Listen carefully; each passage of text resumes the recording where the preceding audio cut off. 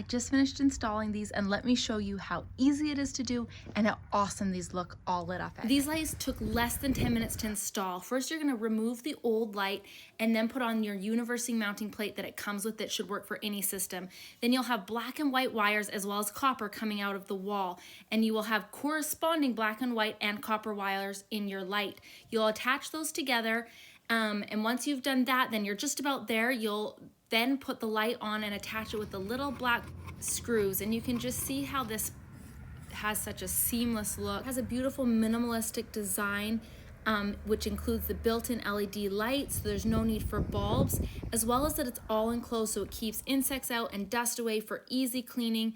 It's made out of high quality materials, which make it great for all kinds of weather, resistant to rust and corrosion. Overall, just quality lights, and you can just see how beautiful they illuminate the house even when it's just barely dusk.